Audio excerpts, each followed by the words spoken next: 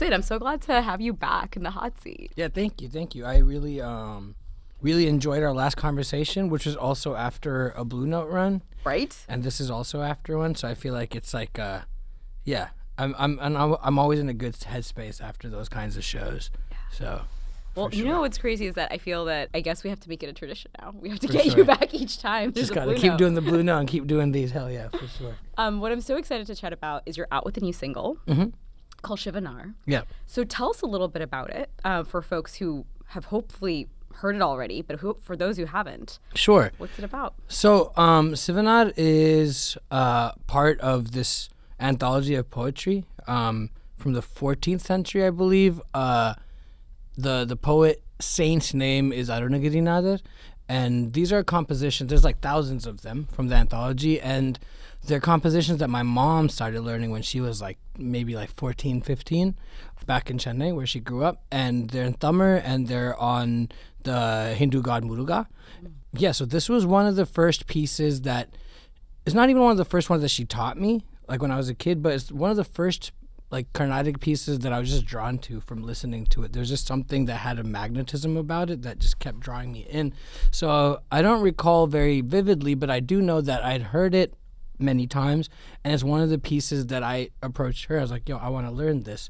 So it's one of the first pieces that she taught me that I remember, like, it became a part of like my core essence very quickly, where it was a piece I was immediately drawn to, and I wanted to perform it very soon after I learned it. So it's been a part of my identity for now most of my life. I learned it when I was around 8 or 9, and it just has come to signify a very kind of, it feels like home. And I performed this piece at the end of many of my sets, and like the Coachella set was ended by this, and my whole tour, I always end our shows with that.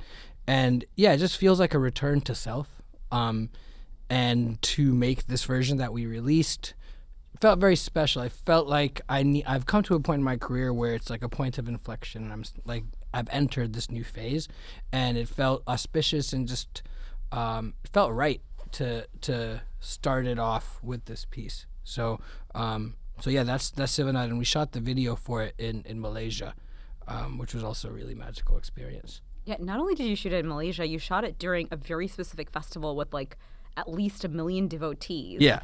And the visuals are honestly stunning. Some of them are very hard for me to watch. Like, you know, like there's hooks in people's backs and things like that. It's heavy. How did you come up with that idea? Because there's so many Hindu festivals around the world. Sure. And many of them attract so many people. Sure. How did you come upon this one?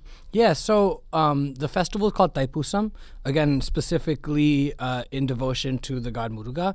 And in Malaysia, there's a temple called the Batu Caves.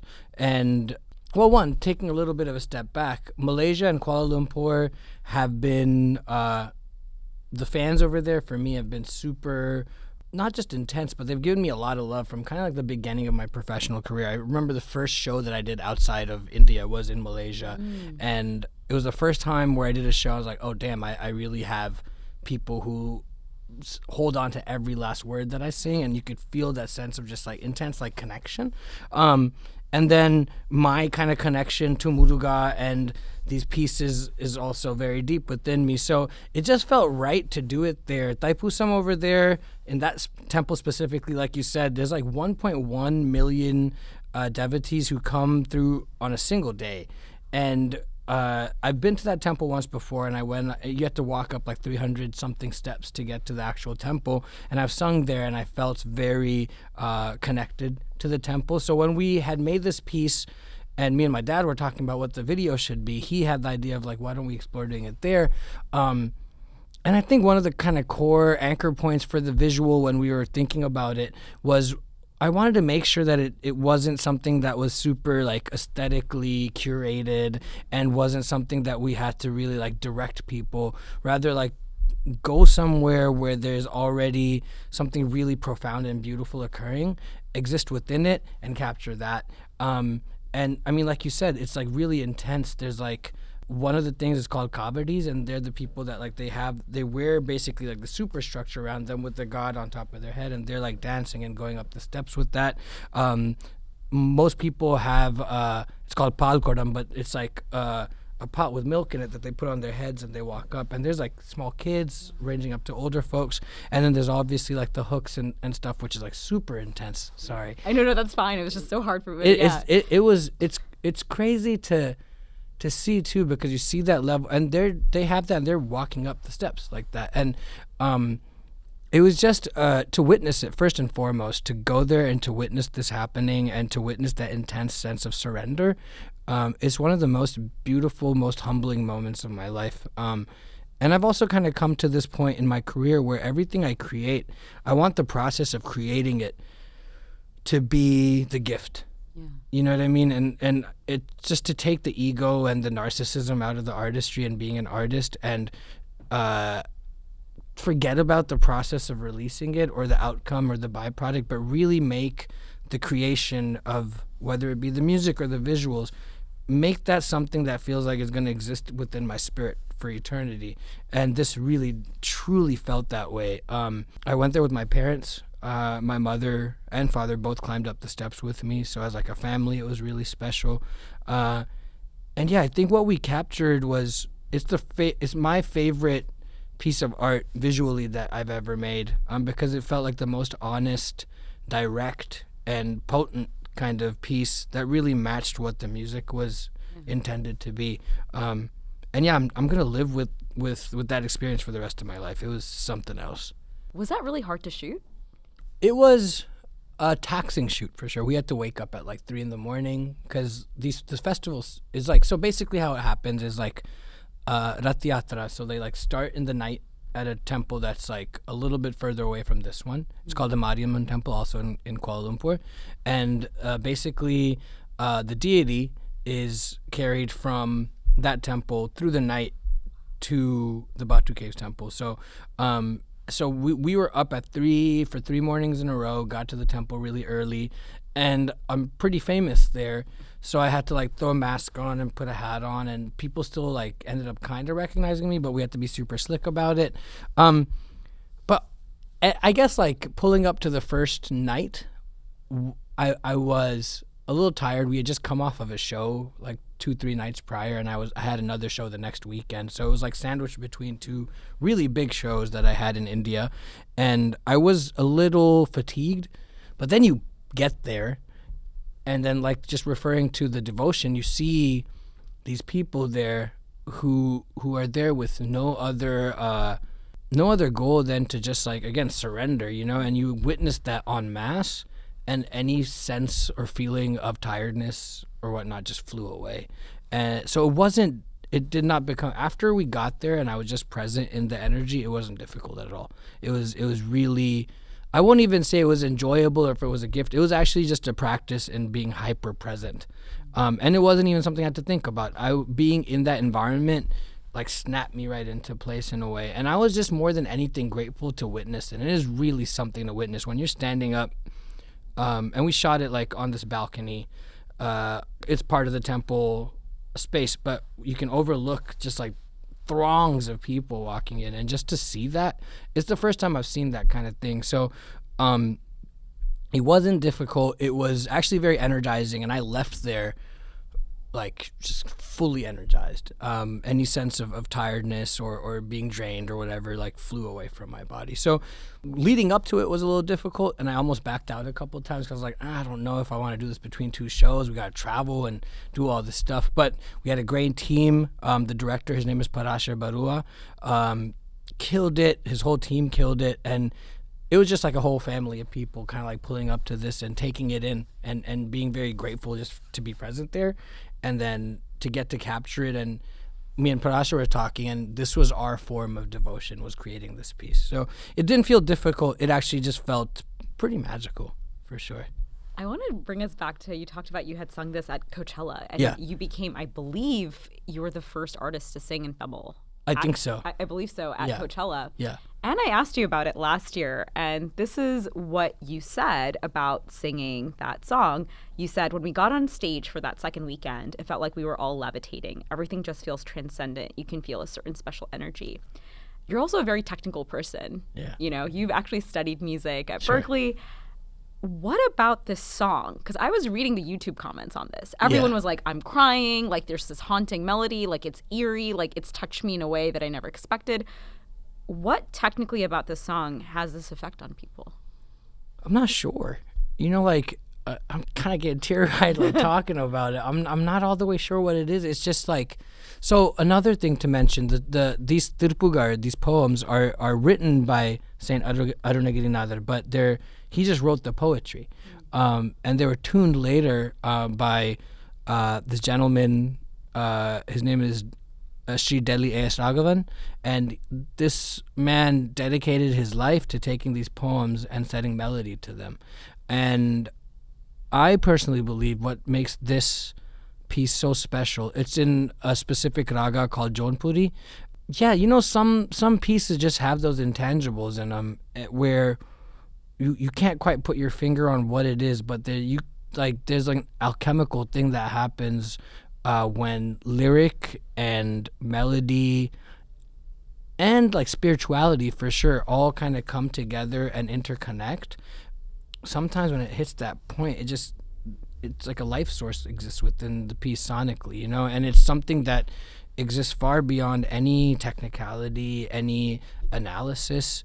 It's just what it is. And I've had many moments singing this piece where like it has brought me to tears and can never explain why and how and what, but it happens. And it can be me just at home practicing alone. It doesn't have to be like a communal experience. But when it is communal and when I am singing it on stage or sharing it with other people, that feeling just becomes like much more amplified, I think. And I don't know, I think music for me has always just been this mechanism and this portal to catharsis and understanding self, and then just kind of like radiating that outwards.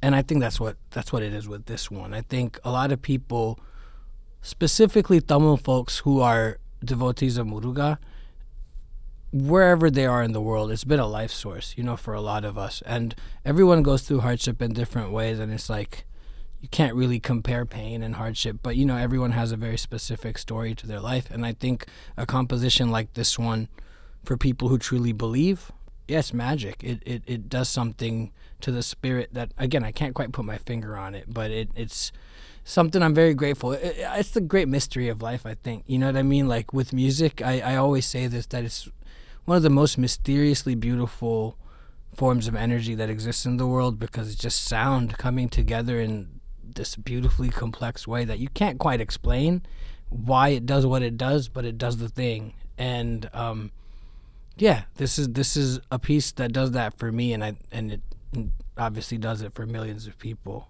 around the world. For those who aren't as familiar, tell us a little bit about the significance of Muruga, because obviously that person is involved in the festival. This anthology is also about him. Yeah. So yeah, I'd love to hear. So Muruga, at least in terms of like our context of understanding of the god, he's the son of Shiva, a very special god to Tamil folks, and he's a warrior.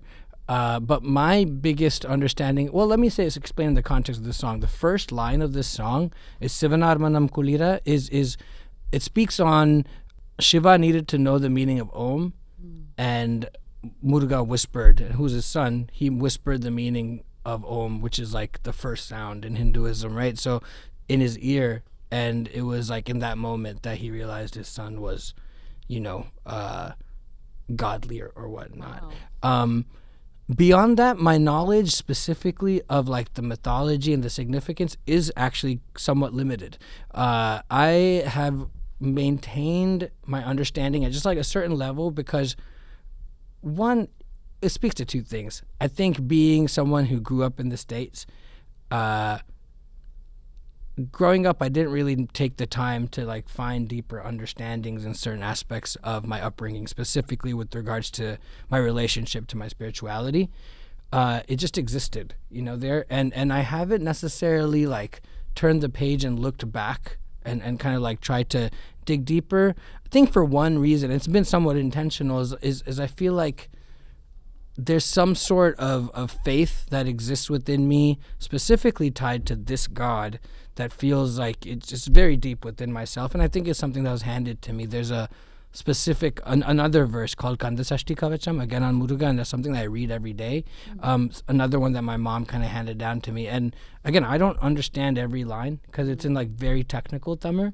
But every time I recite these verses, it does something to me internally. So my I guess relationship to Muruga specifically is still intuitive and subconscious, and I think I'm gonna keep it that way. I kind of like something about the fact that I can't quite explain it.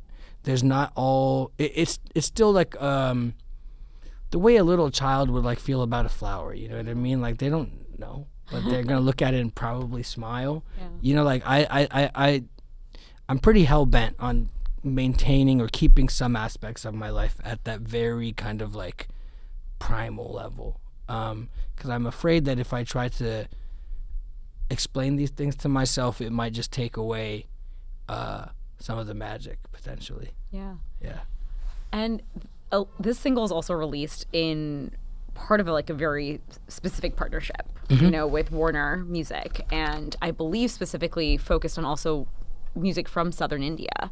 So tell me a little bit about how this partnership came about, what its goals are, and how this kind of fit into that. Yeah, it's a partnership I'm really excited about. So we, my father who manages me and myself, we met Jay Mehta, who is the CEO of Warner Music India, now like a year and a half ago, maybe a little bit more than that.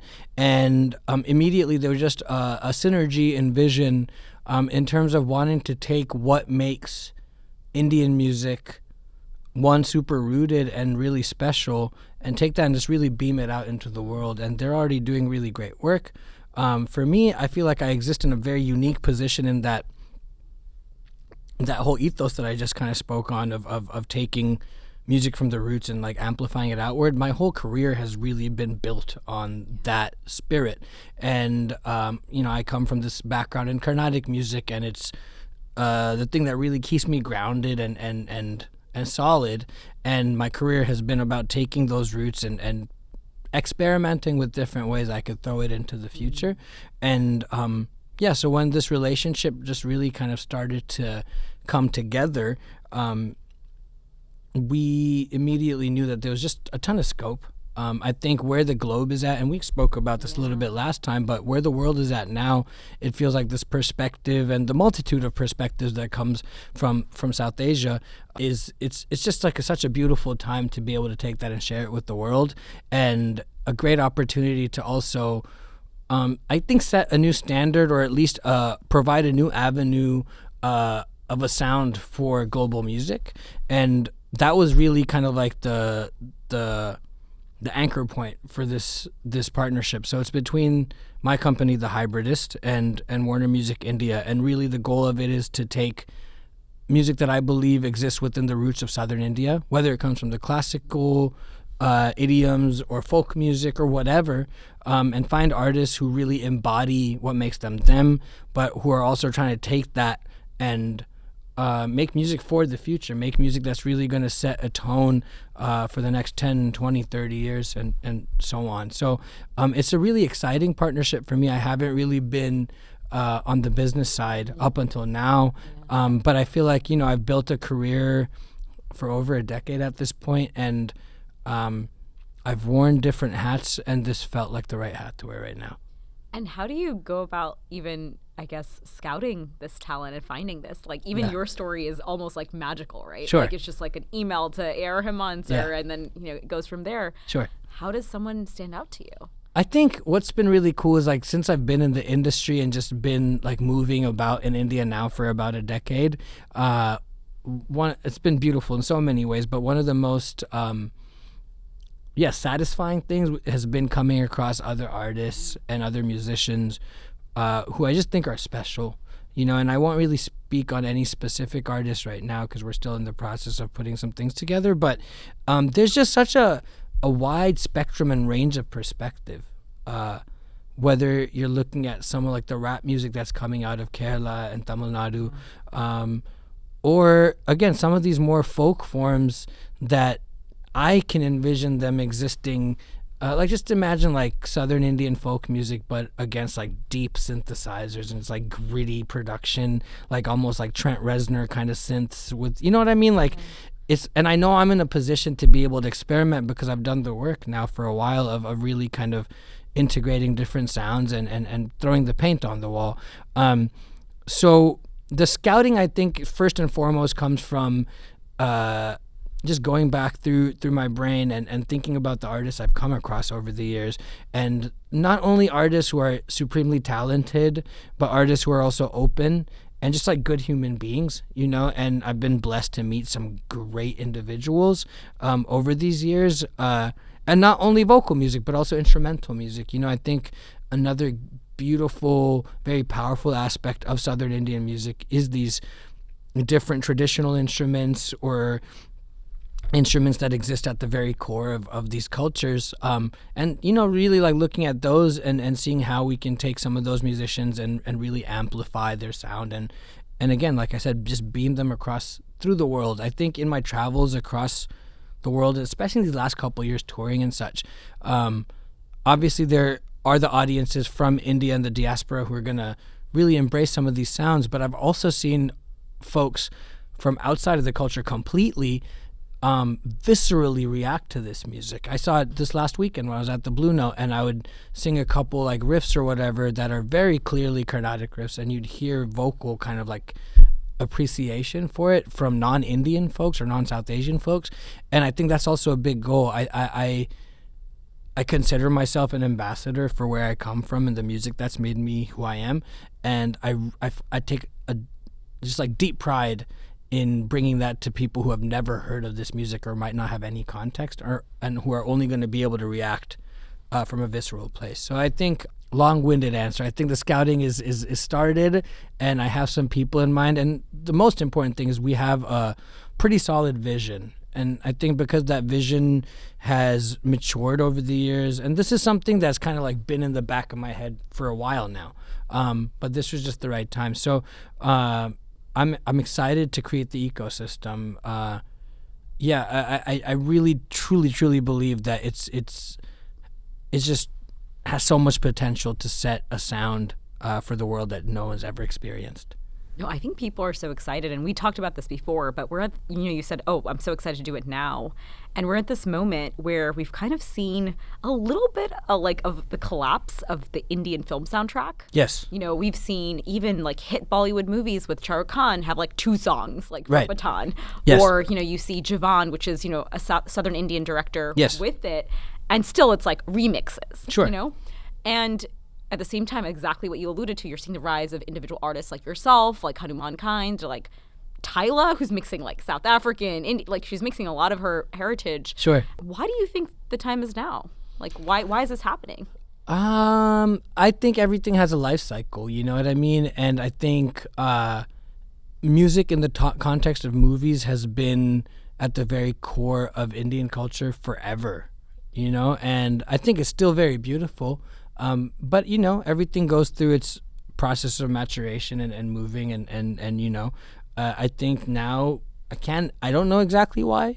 When I entered the industry back in 2012, it has slowly, gradually started changing then, where there was less of an emphasis. I remember growing up, we would get albums before a movie came out, and I would be, if I was in India, definitely rushing to the store to either buy a cassette tape or a little bit later CDs, and we would jam to that music. Like Tal, I remember we had that cassette tape well before the film came out, and I knew every song like word for word. And they were such incredible songs. Yeah, it's like, to me, Tal is the best album of all time. Yeah. I love that album. But but it's obviously, and I think, you know what, I do have an idea of why it's changed. I think technology plays a huge role. I think with social media, with music making technology becoming so much more accessible, with so many more artists having the ability to sit at home and make their own music, which is something that's happening across the globe, that barrier to entry comes down. And then with that also the hunger for different sounds, for more variety, for just more music also intensifies. And I'm sure that has played a role in the fact that there is a shift happening in music in India right now, where obviously there's always going to be songs in the context of films, and there's always going to be songs that become mega hits, through that avenue.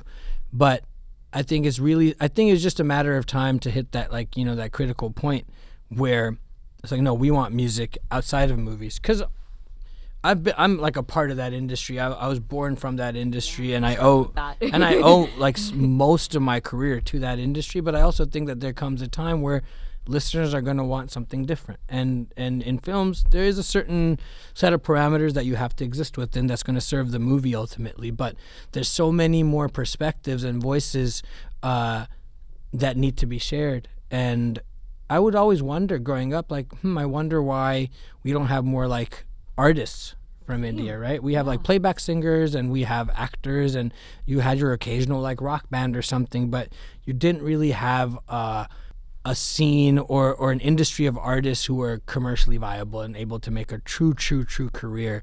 But that's happening now.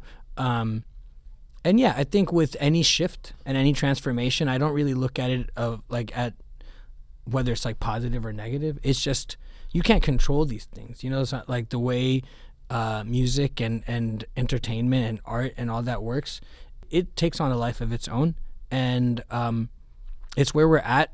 I personally am very excited because I'm at the point in my career where I also needed a little bit of a shift. I started playback 2012, and now we're 2025, so it's over a decade. So it's a very exciting time. I think the possibilities are very truly endless because of the size of the country, but also how multifaceted and diverse it is. Every state you go to, it's like a completely different culture. Yeah. And then within a state, you go to different districts and such, and there's different countercultures within that. So you just have such a rich kind of vocabulary that people can draw from it and give to the world. And I think that's what makes it the most exciting. You're not going to get a uniform Indian sound.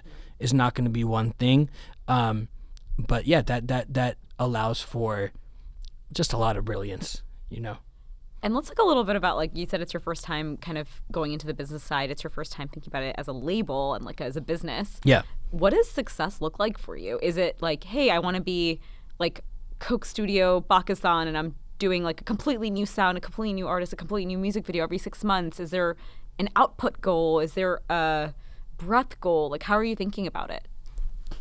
I know that's a lot of questions. It's good. It's good. I think at this point, it's still very nascent, and I think I'm going to be gradual with it. I'm not trying to rush anything for multiple reasons. One, just being an artist who does a bunch of things already. Yes. You know what I mean? You have like your full-time job, and now you're adding this. Exactly. layer. So I want to be very, very, very deliberate about it and really take our time to do it right. But I think success looks like over the next 5 years, building an ecosystem that really shifts the way people listen to music first within the culture, within India and within the diaspora, and then outward from there. So having a very real impact on how people are listening to music, again, both internally and then across the globe. I can't tell you exactly what that looks like just yet, but I've gotten very good at tuning into what the intangibles are, that when like, oh, something's happening here, let's lean in a bit more. I have that sense now because of how long I've been doing this. So I think that's for the next 5 years. That's the goal.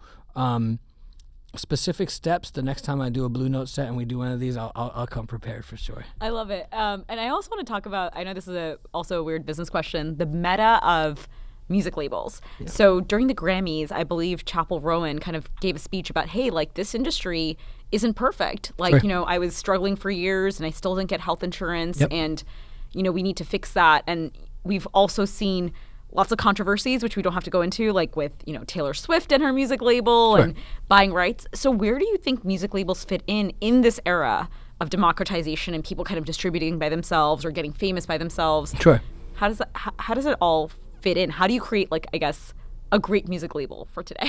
Sure. I think now there's just so much more onus on the label to empower the artists and not control them and not take advantage. Yeah. And that's also part of the reason I did this, because, like, you play the game for long enough and you see all the sides of it. Mm-hmm. And being an artist, like what your needs are. and you also know how you want to be treated and how you like to move. And every artist is very different, but there is a universal kind of base standard of treatment and empowerment that every one of us wants, right? Yeah. And being able to come at it from that side has been really just like insightful for me. I've been able to just like take in a lot of information over the years from my experiences, and I think the function of a label now, it really feels like the Wild West in terms of music industry across the world, because everyone is constantly trying to figure out how do we exist in this era of streaming, and how do we, or at least this what we think about is how do we give artists the tools they need to succeed, thrive, and feel like their passion is not being dimmed but growing. I think the model is like start small, be able to give attention to the artists that need the attention, really kind of cultivate and build an ecosystem around them that's going to allow them to grow upward, and just take care of the artist, because you're going to get the best work from them when they feel like they're properly taken care of. And there's so many things that go into what that means, which I won't go into like the details of it, but I think the biggest thing is being sensitive and empathetic to the needs of an artist and the temperaments of an artist, because again, we're not the same, but I think that when you're in a deeply creative space and that's your profession, there's so much dichotomy that comes with that, because you're like bearing your soul day in and day out, but this is also how you make your money.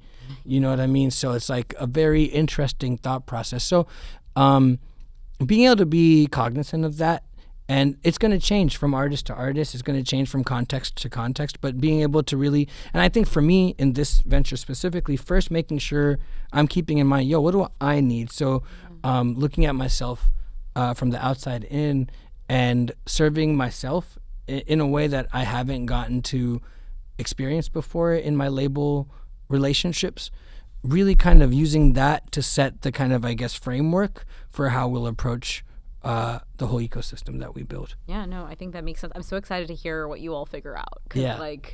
There's so much It's work still to be done. Definitely, and we're still space. very early in it, and I think being at the beginning stage of this kind of part of my career and my professional endeavor, while the global music space is where it's at, it's just kind of like, it's terrifying, but it's also magical. There's just so much scope to redefine and reconstruct things from the ground up, especially I think if we do it right, which we're doing, and like I said, be deliberate about everything. Like there's no sense of rushing, because when you get it right and you build that foundation and make it robust, then upward movement is undeniable, but if that foundation is shaky, then the minute there's a little bit of upward movement, everything comes crashing down. And we've seen that in different contexts. So that lies at the very core of how we're approaching this. How do you think about, like moving forward? How do you think about, I know you can't mention any specific artists, which I wish you could, but how do you think about you mentioned what you'd like to hear, like, crazy synths with really folk music. Yeah. But what are some trends you're observing, like in the deep cuts that maybe not everyone is aware of, that you're like, wait, like this is actually happening on the ground right now in southern India, that in the next 5 years, like, it's just going to become like a household thing. Like, we're going to just know about it. You know what? I feel like I'm not sure. Like it's such a like a diverse output that's coming out of the region right now. Yeah. A lot of it is hip hop, which is fire, and some great, and it's like very local sounding hip hop, and that like the language, the slang is all from like where these people are from. And they're like embracing it, not trying to be anyone else. But it's like that mixed with really definitely, specifically in the context of hip hop, obviously like embracing Black culture at the same time. Yeah. And it's just kind of like coming together. And I don't know what the trends are. Honestly, like I've been in this space recently where I've been like off my phone as much as possible. And it's been great. Probably best for your soul. Oh, it's been for your creativity. It's been amazing. And I finally have like found the discipline to be able to stay off of Instagram and just like use it only when I need. So I'm not sure exactly like what the trends are, but I also know that like, so there's been a lot of like rap and hip hop, but I think one of my biggest interests is finding like melodic music from the region, and tapping into like vocalists from different backgrounds who are, because I what made me fall in love with Indian music was melody, like first and foremost, just the thing that really drew me to it. So I think beyond trends or anything, I know that there is just like this depth of melodic richness in the region, and that's what I'm going to be really keeping my ear out for, is like, okay, where am I hearing these melodies that just like strike my soul in a certain way, and maybe even existing beyond or trying to exist beyond trends altogether, and just going with like what really shakes my spirit. I think I saw Questlove post something the other day where he said just because a song is viral doesn't mean it's good. So true. You know what I mean? And I was just happy to see that, and I believe it, because there's so much music that's gonna really shake your spirit that might have like 200 views somewhere. And that's what the search is. You know, like to find the music that is, again, both within myself and from artists outside, that feels like it needs to be heard, it needs to be shared with the world, but it's not being shared just yet. And finding melodic output or musical output that feels like it might be challenging for some people, but okay, how do we take that and package it in a way that makes it accessible, or at least takes people's hands and brings them along the journey? You know, I think because of my technical musical knowledge, I'll have the ability to like really help guide that as well. I think that's also what's made my own original music special, is like this kind of like left field for some perspective on melody, but taking that and then bringing it into sonic spaces that feel like they're more relatable perhaps to audiences in the West or wherever they're going to be from, you know, and seeing how that can be done. So I would say like the goal and the focus for me is to definitely exist beyond trend, you know, and to find artists that can be timeless. My favorite music from all generations is the music that just feels like, oh, I could listen to this. I could have listened to this 20 years ago and loved it. I'll probably listen to this in 20 years and still love it. And I think the common denominator with all that music, it just has a deep sense of soul, and it comes from a very real place, and it's not trying to be anything other than it is. I think you've really hit on so many things I want to unpack, which is so interesting, is like this concept of like virality in today's age has been so centered on social media like TikTok or Instagram Reels. Sure. But like, to your point, like so many of the most lasting songs have really, you know, they take their time. Sure. They take their space. And I loved what you also said about like the best songs are not always viral. Yeah. One of my favorite songs of all time, I don't know if you ever saw this movie, is this Hindi movie called Piku. Oh, yeah. And they have a Sarod theme. Yep. And that song, I don't think has that many like listens on Spotify. Sure. But that is the only Sarod song or like melody that actually makes me cry each time I listen to it. Sure. To the point where I actually went and asked my wedding planner to find me a Sarod player for my wedding to play it as my entrance music. And she was like, I've worked with like many brides, and you're the first person who's asked me for a Sarod player. I love it. So I think that's like something, so I'm like sitting with all of this stuff that you've just said, which I think is a lot in a good way. And I'm just wondering like, yeah, it's a search for melody. Like I can still think of like the haunting like songs of like Gehna Hi Kya from Bombay. For sure. I don't know. Yeah, I think I think it's easy to say that we live in an era where that thing is lost and it doesn't exist anymore, but that's as far from the truth as can be. You know, like it's there. There are folks that champion it. There are people that make that music, but we need more people championing it, because what is very obvious is that in a time where there's such a high volume of music coming out every day, it is inevitable that music gems are going to be lost, right? That's just how it works when you have basically an infinite stream of music at all times.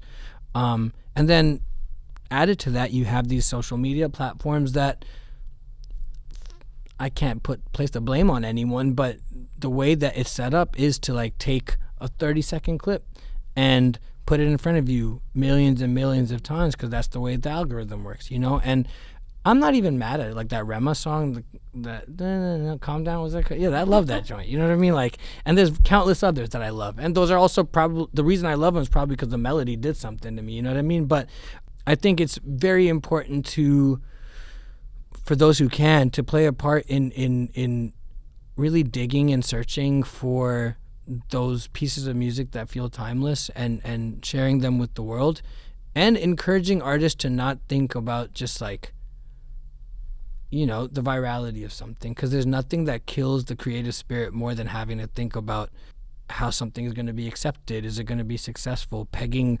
very specific numbers to success. It's hard though, like we talked about it before. There's economics that's tied into all this stuff as well, and that and that's just the truth of it. But me and my dad, we talk about this all the time. That there is definitely a way, and it's happened time after time, that to get that music that feels timeless and to give it to the people and for it to be successful. Like it doesn't have to be some obscure niche thing.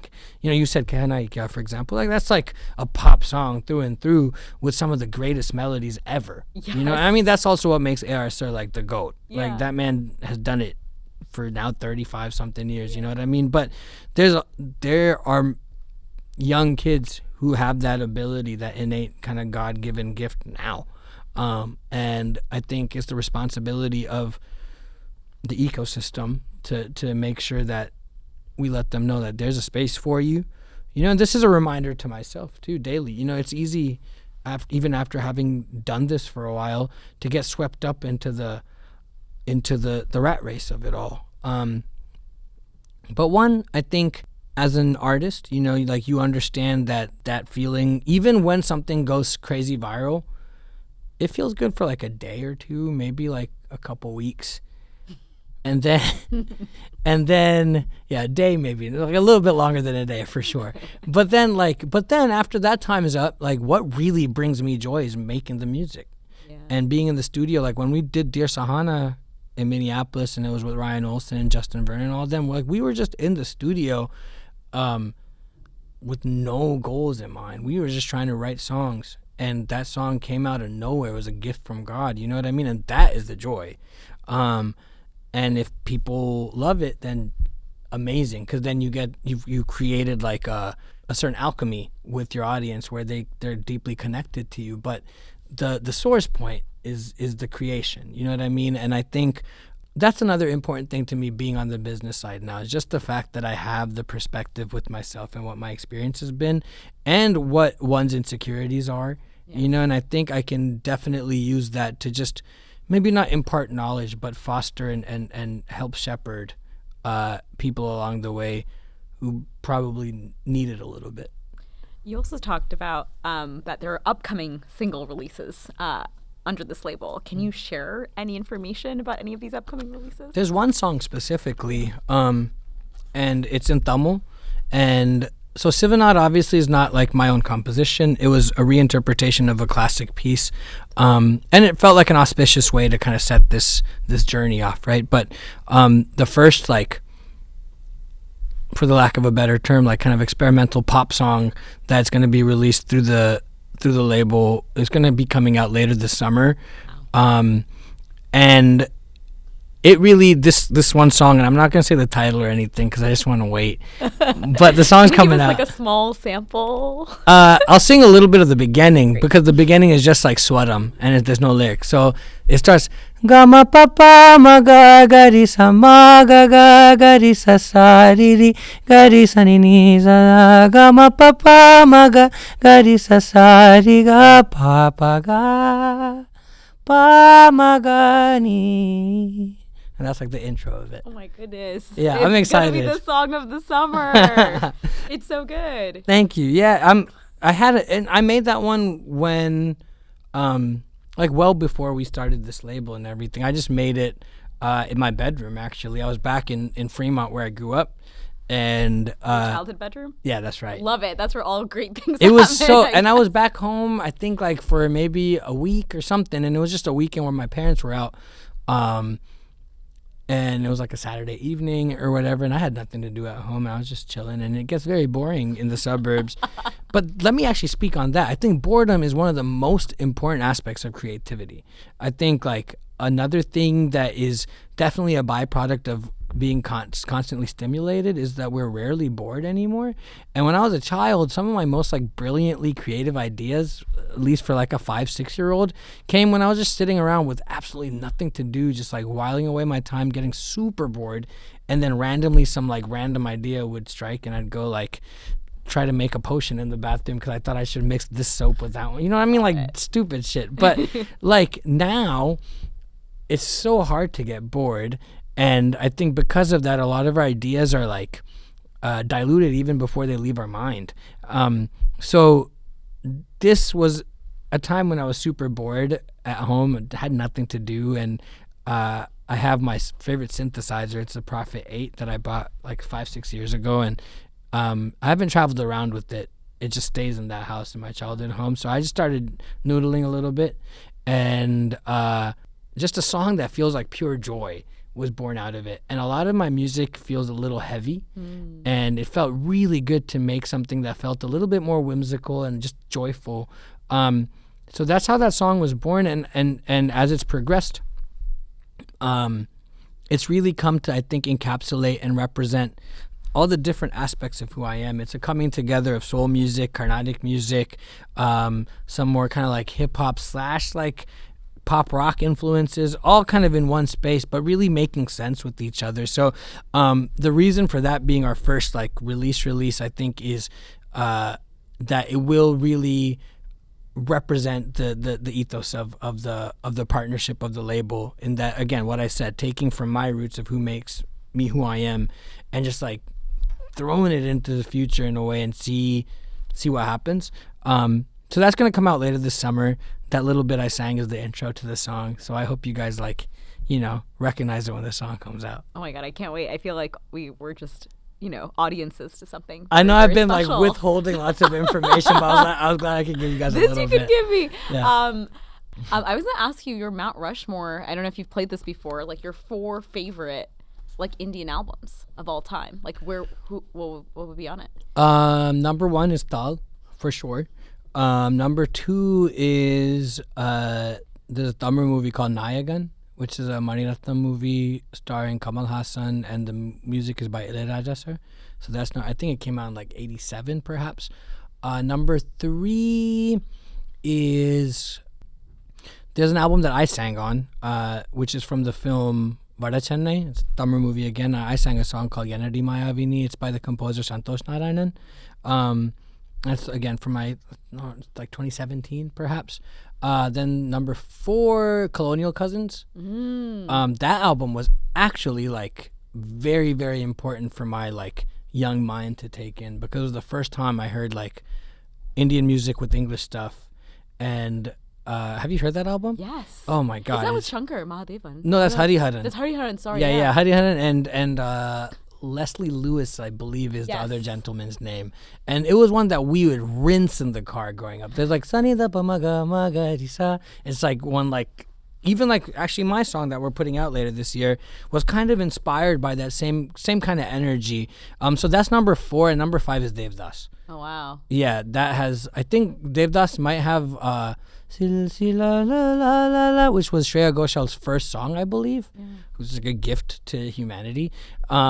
And yeah, those 5. I think all 5 of those albums, the reason I've deeply resonated with them is because they're just elements, again, that really kind of pull from these different composers, like traditions and where they come from, but very modern sounding at the same time, and something about them, especially Tal. I think that like that one just like is not just Mount Rushmore for like Indian albums for me, but for any music for sure. It's 100%. So special. Oh, I love all of these. I can't wait. You said you conquered how to figure out how to get bored again and disconnect from social media. So I think we all need to know, what are your secrets? How did you get there? Discipline. That's it. I just have to like turn my phone off, throw it away, and like just sit sometimes. I live in Colorado now. Moved there about 2.5 years ago now, maybe a little bit more than that. And I don't have like, it's been more of like a transient home, I would say, where like my last 2 years have been super nomadic. I'm constantly traveling, and I've only gotten to spend like about 2 to 3, maybe a month there like consecutively over the last few years. But when I do get to go back, I think that living there is what actually reminded me of boredom, because there's not all that much to do. I don't have like the biggest social circle. My sister lives about 15 minutes from me, so we link up. But there's a lot of time just to sit and just stare at the mountains, you know. And I don't even know if I would call it boredom, but it's stillness, you know. And it takes discipline.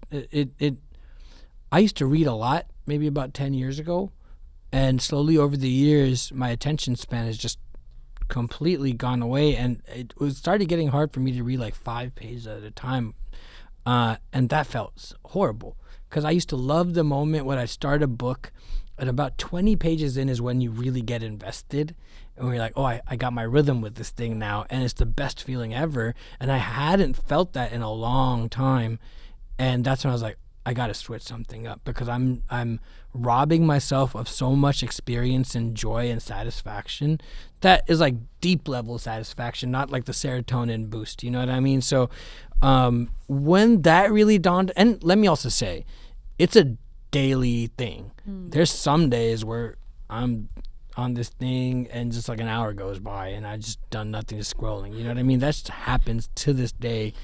But on my best days, I'm able to really kind of limit myself and obviously use it for what it's necessary for and whatnot, but remove myself from technology, remove myself from having to tap in with what's going on around the world, and just sit in silence by myself, and not even meditating or anything, but just like properly just chilling and not doing anything else.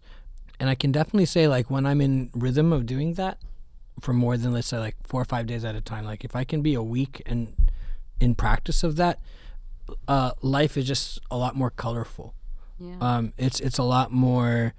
I pay attention to things way better. I listen much better. I feel like I'm much more present in conversations, and also just I can tap in with myself. I can listen to my internal voice much more clearly. And I think the payoff is this. Like, I remember growing up, I did not like practicing, and I was running around all the time, and my parents had to really be like strict with me, like, yo, you're going to practice now. I knew I was good at what I did, and I think that was part of the reason as well. But I learned over the years that like that rigor of practice and like being at it daily, that is so satisfying. Not at first. At first, it's frustrating to have to like sit down and not let your mind race, especially if you have a mind that races a lot. But once you get into that rhythm of, and now I practice every day and I look forward to it every day. Once you get into that rhythm, it's one of the most gratifying feelings that one can feel. So I think just reminding myself of that and be like, yo, this, if you cross this hump, you can feel that feeling, and you can grow and evolve as a human. I also feel like being constantly on your phone and having to constantly be stimulated is very stunting in terms of our personal growth. We get very stuck in like certain static spaces where like, oh, I have to exist in this chamber. And that's no fun, you know? And it's like, yeah, it's an addiction like anything else. Any addiction is no good. So, really just like doing the work to remind myself of that. And we exist in an interesting era. I grew up, as I'm sure you did, when like the internet started becoming just like ubiquitous, you know? We had our childhoods. Yeah. And then we had the internet. Yeah, which is strange because like we were right at that point where like we did grow up with the internet starting to. I remember like when I was in 8th grade, that's when I was like rush home from school, jump right on AOL Instant Messenger and just like try to chat to my crush, you know what I mean? Like and all that. So like I experienced that as well. So it's like but we did experience like before that as well.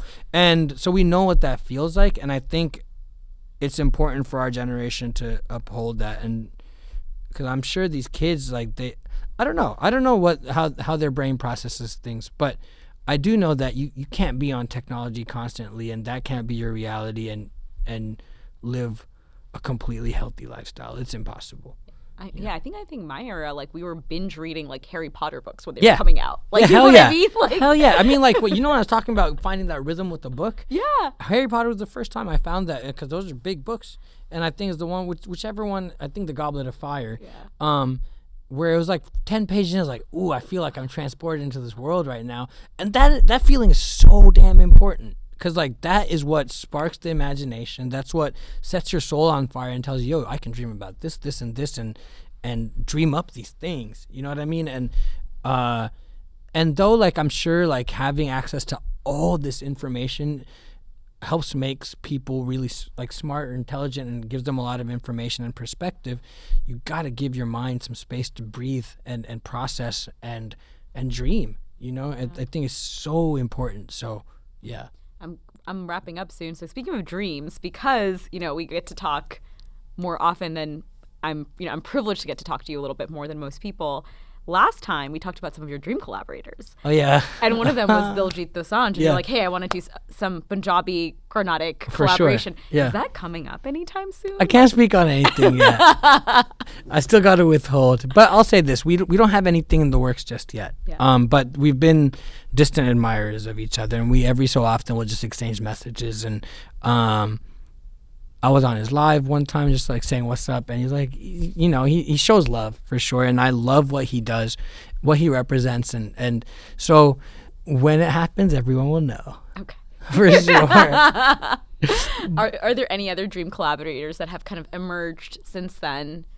6 months. I think a lot of my last like year, especially the last 6 months since September, has been working just really digging into my music and creating it without thinking about who I'm gonna have feature on something or you know what I mean. But I mean, like one dream collaboration already happened and came out. I had a song that came out with produced by Steel Bangles on his project which was had Nas featured on it. Wow. And that was huge for me. Like his song All I Need Is One Mic, that was like one of the first songs. He does this thing where he starts soft and like builds the intensity and then brings it back down. It was the first time I realized that was even something that an artist could do on record, you know, and really play with sound in that way. So I think that song, and it was such a meaningful song. It's called Times, and it speaks to just moving through hardship. And Steel Bangles is an incredible producer from Punjabi culture who lives in London, and the whole project that he put out is incredible. And this song was a gift, you know, and that's something I'm really proud of. And then myself and Flying Lotus, who's another producer / artist that I looked up to since I was a kid. We had a collaboration come out last year, like near the end of the year, and we have more stuff in the works. And then the album I'm working on right now, at least in English, is produced by Mike Will, made it from Atlanta, and another producer I've looked up to. And that process has been so cool because he's a kind of godfather of that Atlanta sound that is really omnipresent in like popular music across the world now.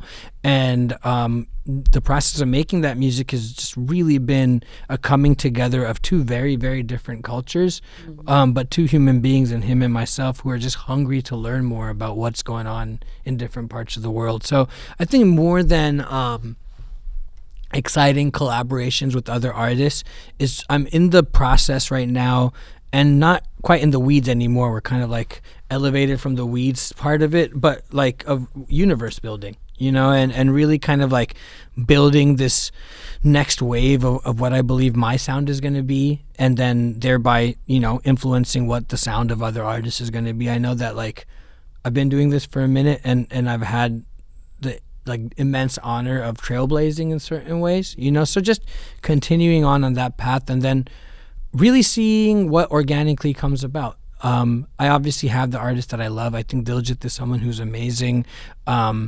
I also, on this side of the world, like Kendrick is someone who really, again, embodies just deep intention and authenticity.